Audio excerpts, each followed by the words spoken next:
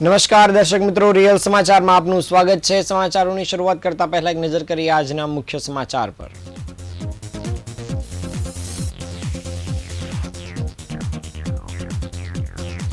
Ring road bridge પર BRTS બસને નડ્યો અકસ્માત, બસ રેલિંગ સાથે અથડાઈ।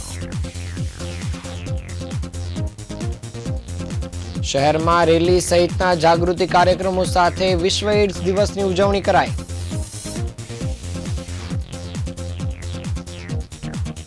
સુરતમાં મતદાર સુધારણા અભિયાનમાં તેજી, એસઆઈઆર હેઠળ 67% ગણતરી ફોર્મ ભરાયા। અડાજણના કવિ કલાપી ગાર્ડનમાં ગંદા પાણીથી દુર્ગંધનો ત્રાસ।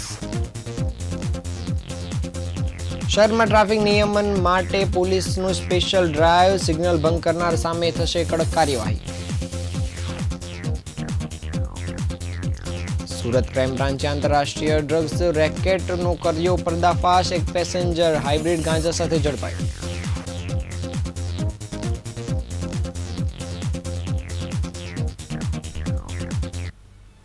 સમાચાર વિગતે જોઈએ। સુરતના સહારા દરવાજા નજીક રિંગ રોડ ફ્લાયઓવર બ્રિજ પર આજરોજ બીઆરટીએસ બસને અકસ્માત નડ્યો હતો, જેમાં મોટી દુર્ઘટના માંડ ટળી હતી। બસ રેલિંગ તોડીને બ્રિજ નીચે ખાબકતા માંડ બચી હતી। અકસ્માતને કારણે બસમાં સવાર મુસાફરોમાં ગભરાટ ફેલાઈ ગયો હતો અને બૂમાબૂમ થઈ ગઈ હતી। સહારા દરવાજા નજીક રિંગ રોડ પરના ફ્લાયઓવર બ્રિજ પર બીઆરટીએસ બસ અકસ્માતનો ભોગ બની છે। બસ જ્યારે બ્રિજ પરથી નીચે ઉતરી રહી હતી ત્યારે ડ્રાઈવરે કોઈ કારણસર કાબુ ગુમાવતા બસ બ્રિજની રેલિંગ સાથે ધડાકાભેર અથડાઈ હતી। અથડામણ એટલી જોરદાર હતી કે રેલિંગનો કેટલોક ભાગ તૂટી પડ્યો હતો। બસ રેલિંગ તોડીને બ્રિજ નીચે ખાબકતા માંડ બચી હતી, જેના કારણે મોટી દુર્ઘટના ટળી હતી। અકસ્માતને કારણે બસમાં સવાર મુસાફરોમાં ગભરાટ ફેલાઈ ગયો હતો અને બૂમાબૂમ થઈ ગઈ હતી। સદનસીબે આ ઘટનામાં કોઈ જાનહાની કે ગંભીર ઈજાના સમાચાર નથી। અકસ્માત થયાના કારણે સહારા દરવાજા નજીકના વિસ્તારમાં ભારે ટ્રાફિક જામ સર્જાયો હતો, જેને હળવો કરવા માટેની કાર્યવાહી પણ હાથ ધરાઈ હતી। બસની ટક્કરથી બ્રિજની રેલિંગ તૂટી પડવાની સાથે જ બ્રિજના સ્પાનને પણ નુકસાન થયું હોવાની શક્યતા છે। આ નુકસાનનું મૂલ્યાંકન કરવા માટે સંબંધિત વિભાગ દ્વારા તપાસ કામગીરી હાથ ધરવામાં આવશે।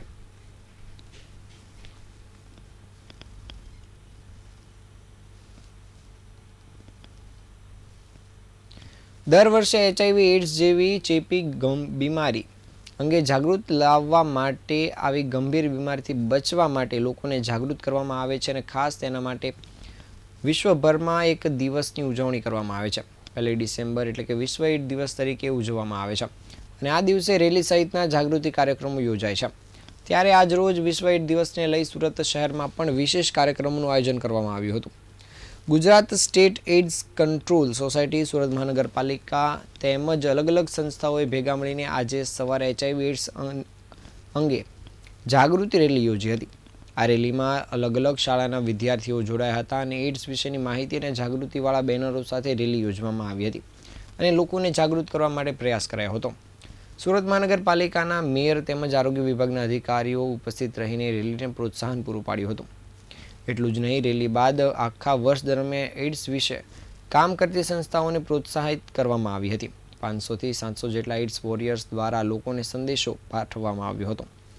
શહેરમાં એચઆઈવી એઇડ્સ વિશે જાગૃતિ લાવવા માટે અને આવા ગંભીર રોગથી પીડાતા લોકોને જરૂરી સારવાર મળી રહે તે માટે અલગ સંસ્થાઓ પણ કામ કરી રહી છે અને આ પ્રકારની ગંભીર બીમારીથી બચવા માટે જાગૃતિ ફેલાવવામાં આવી રહી છે।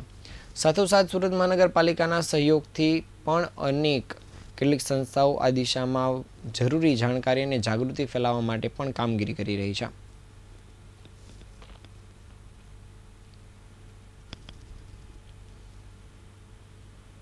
આજે આપણે જે જોઈ રહ્યા છીએ એમ મહારેલીનું આયોજન છે કે જે જનજાગૃતિના ભાગરૂપે આપણે આ કાર્યક્રમનું આયોજન કર્યું છે। લોકોમાં જે એચઆઈવી પ્રત્યે જે ગેરસમજ છે અને જે આપણે જે જાગૃતતા લાવવા માટેનો એક પ્રયાસ છે અને સાથે સાથે જે એચઆઈવીની પોતે રોકથામમાં પણ પોતાનું જવાબદારીઓ નિભાવે। ત્યારબાદ આપણે એક સ્ટેજ પ્રોગ્રામ છે સંજીવકુમાર ઓડિટોરિયમમાં અને એ કાર્યક્રમની અંદર આપણે અમુક નવી બાબતોને લોન્ચ કરવાના છીએ। સાથે જે ગુજરાત રાજ્યમાં 40થી પણ વધુ સંસ્થાઓ જેમણે સર્વશ્રેષ્ઠ કામ કર્યું છે આખા વર્ષમાં, એમનું સન્માન પણ થનાર છે। તો આ આખો જે કાર્યક્રમ છે એ ગુજરાત સ્ટેટ એજ કંટ્રોલ સોસાયટી, સુરત મહાનગરપાલિકા, દિશા યુનિટ, જિલ્લા પંચાયત અને GSMP પ્લસના સંયુક્ત ઉપક્રમે આયોજન કરવામાં આવ્યું છે. મતદાર યાદીની સઘન સુધારણા કાર્યક્રમ અંતર્ગત સુરત શહેર જિલ્લામાં અત્યાર સુધીમાં 67.37% ગણતરી ફોર્મ ભરાઈ ચૂક્યા છે. રવિવારે આખરી ખાસ ગણતરી કેમ્પ યોજાયો હતો અને શહેરભરના બૂથ પર ભારે જમાવટ જોવા મળી હતી. રાજ્યના જળશક્તિ મંત્રી CR પાટીલ તેમજ નાયબ મુખ્યમંત્રી એવા હર્ષભાઈ સંઘવીએ પણ પોતાના વિવિધ બૂથોની મુલાકાત લઈને કામગીરીનું નિરીક્ષણ કર્યું હતું. જિલ્લા ચૂંટણી અધિકારી તથા કલેક્ટર ડોક્ટર સૌરભ પાધરીની અધ્યક્ષતામાં કલેક્ટર કચેરી ખાતે ધારાસભ્ય, રાજકીય પક્ષોના પ્રતિનિધિઓ અને ERO સાથે મહત્વપૂર્ણ બેઠક યોજાઈ હતી, જેમાં 30 નવેમ્બરના કેમ્પમાં વધુ ગતિ લાવવા સર્વે પક્ષોનો સહકાર માંગવામાં આવ્યો હતો અને આ અપેક્ષા પ્રમાણે રવિવારે મંત્રીઓ, ધારાસભ્ય, નગરસેવકો તથા અગ્રણીઓ વિવિધ બૂથ પર હાજર રહીને કામગીરીને પ્રોત્સાહન પૂરું પાડ્યું હતું. જ્યારે ચૂંટણી પક્ષના માર્ગદર્શન હેઠળ સુરત શહેરમાં ભારતીય જનતા પાર્ટી પક્ષના મતદાર યાદી વિશેષ સુધારણા SIR ડ્રાઈવને વધુ સક્રિય બનાવાઈ છે. સુરતના 167 પશ્ચિમ વિધાનસભામાં ધારાસભ્ય પુણેશ મોદીએ પણ વિવિધ બૂથોની મુલાકાત લીધી હતી. પશ્ચિમ ક્ષેત્રના કુલ 222 બૂથોમાં SIR હેઠળ કામ થઈ રહ્યું છે, જેમાં રવિવારના રોજ 17 બૂથોએ 100% કામગીરી પૂર્ણ કરી દીધી છે. જે મતદારોને ફોર્મ મળ્યા નથી તેમણે પોતાના વિસ્તારના BLOનો સંપર્ક કરવા માટે પણ અપીલ કરવામાં આવી છે. સાથે જ ભાજપના કાર્યકરો પર BLOને જરૂરી સહયોગ આપી મતદાર યાદી સુધારણા કાર્યક્રમમાં ભાગ લીધો હતો અને આ સુધારણા પ્રક્રિયા ઝડપી થાય તેમાં સહયોગ પણ આપ્યો હતો.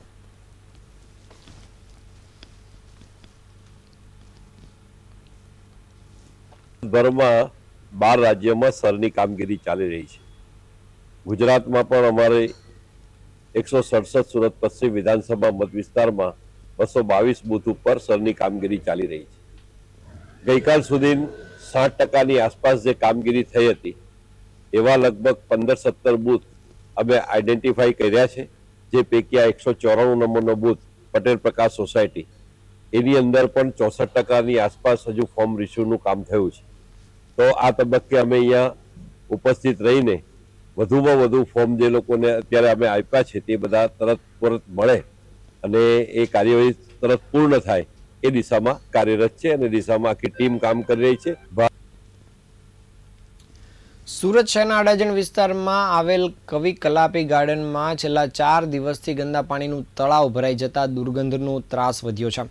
ગાર્ડનમાં ટ્રીટમેન્ટ પ્લાન્ટ હોવા છતાં અજાણ્યા કારણોસર ટ્રીટમેન્ટ વગરનું ગંદુ પાણી સીધું તળાવમાં પહોંચતું હોવાનું સામે આવ્યું છે. સવારની વોક માટે આવતા નાગરિકોને આ દુર્ગંધને કારણે ભારે તકલીફનો સામનો કરવો પડી રહ્યો છે. પરિસ્થિતિ સતત બગડતા લોકોમાં રોષ જોવા મળી રહ્યો છે. ત્યારે સ્થાનિક અગ્રણી મહેશભાઈ પટેલે ગઈકાલે ઓનલાઈન ફરિયાદ નોંધાવતા તંત્ર હરકતમાં આવ્યું હોય તેવું જાણવા મળ્યું છે. સંબંધિત વિભાગે સ્થળ પર તાત્કાલિક પ્રાથમિક તપાસ શરૂ કરી હતી અને સમસ્યાનું નિરાકરણ લાવવા માટે પગલાં ભર્યા હોવાની આશા વ્યક્ત કરાઈ છે. નાગરિકો હવે આ તળાવમાંથી ગંદુ પાણી દૂર કરીને ગાર્ડનને ફરી સ્વચ્છ બનાવવા તંત્ર તરફ જોઈ રહ્યા છે.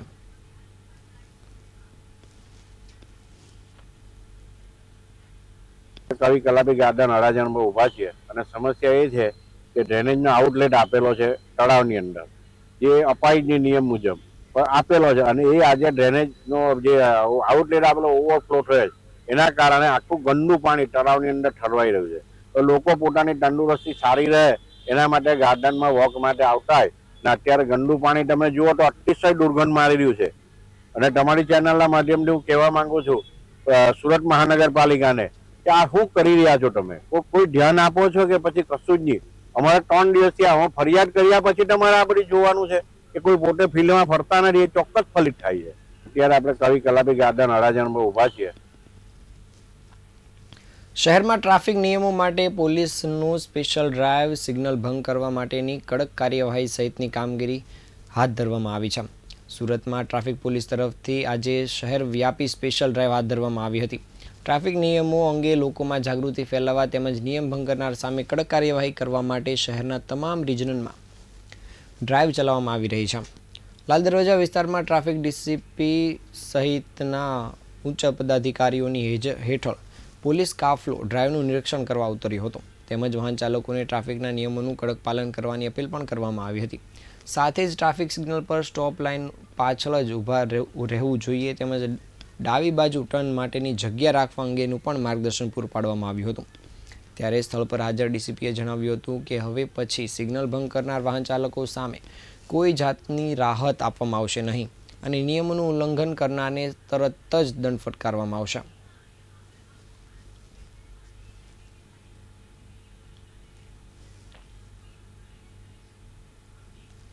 કેટલાક કિસ્સામાં અંગત કારણોસર તેમજ અતિ ઝડપથી પોતાના ગંતવ્ય સ્થળ પર પહોંચવા માટે કેટલાક વાહન ચાલકો સિગ્નલનો ભંગ કરે છે, જે ખૂબ જ જોખમી બી પણ છે અને એનાથી અકસ્માત થવાની બી સંભાવના રહે છે. તેમજ પોતાનું વાહન સ્ટોપ લાઇનની પાછળ જો ઊભું રાખવામાં આવે તો ઝીબ્રા ક્રોસિંગ પરથી પસાર થતા લોકોને પણ સલામતી રીતે તે લોકો પસાર થઈ શકે છે. એ અનુસંધાને પોલીસ કમિશનર શ્રી સાહેબને આ પરિસ્થિતિને ધ્યાને લઈ એક સ્પેશિયલ ડ્રાઈવનું આયોજન કરવામાં આવેલ છે. હાલ અમે આ કામગીરી દફતર સર્કલ પર કરી રહ્યા છે અને જે લોકો સિગ્નલ ભંગ કરે છે તેઓ પાસેથી અમે સમાધાન શુલ્ક વસૂલ કરીએ છીએ. સુરત એરપોર્ટ પર ક્રાઇમ બ્રાન્ચે આંતરરાષ્ટ્રીય ડ્રગ્સ રેકેટનો મોટો પર્દાફાશ કર્યો છે. બેંકોકથી આવતો એક પેસેન્જર 4 કિલો હાઇબ્રિડ ગાંજા સાથે ઝડપાયો હતો. રિમાન્ડ દરમિયાન તેની ટ્રોલી બેગના ગુપ્ત પડમાંથી કુલ 4.8 કિલોગ્રામ હાઇબ્રિડ ગાંજો મળી આવ્યો હતો. No drugs in Surat city અભિયાન હેઠળ જંગી ઓપરેશનમાં મુંબઈનો જાફર ખાન ઉર્ફે જાફર મોબાઈલવાળો એર ઇન્ડિયા એક્સપ્રેસની ફ્લાઇટ દ્વારા બેંકોકથી સુરત પહોંચતા પકડાઈ ચૂક્યો હતો. તેની બેગ ચેકિંગમાંથી પ્રથમ તબક્કે 4 કિલો 400 ગ્રામ હાઇબ્રિડ ગાંજો કે જેની કિંમત 1.41 લાખ જેટલી થાય છે તેને પકડી પાડવામાં આવ્યો હતો. એનડીપીએસ એક્ટ હેઠળ ગુનો દાખલ કરી તેને રિમાન્ડમાં લેવામાં આવ્યો હતો. દરમિયાન આરોપીએ સ્વીકાર્યું હતું કે વધુ ડ્રગ્સ બેગના ઉપર નીચેના પડમાં છુપાવ્યું છે. કોર્ટમાંથી ફર્ધર રિમાન્ડ મેળવીને બેગને ટેકનિકલ રીતે ખોલવામાં આવતા 4 કિલો અને 800 ગ્રામ હાઇબ્રિડ ગાંજાના 4 પેકેટ મળી આવ્યા હતા, જેની કિંમત 1.69 લાખ રૂપિયા આંકવામાં આવી રહી છે. આ રીતે કુલ 8 કિલોથી વધુ હાઇબ્રિડ ગાંજો પોલીસ દ્વારા કબજે કરવામાં આવ્યો છે. આ પોલીસે આંતરરાષ્ટ્રીય રેકેટનો પર્દાફાશ કર્યો છે. હાલ પોલીસે આરોપીની ધરપકડ કરવાની સાથે આગળની કામગીરી પણ શરૂ કરી છે.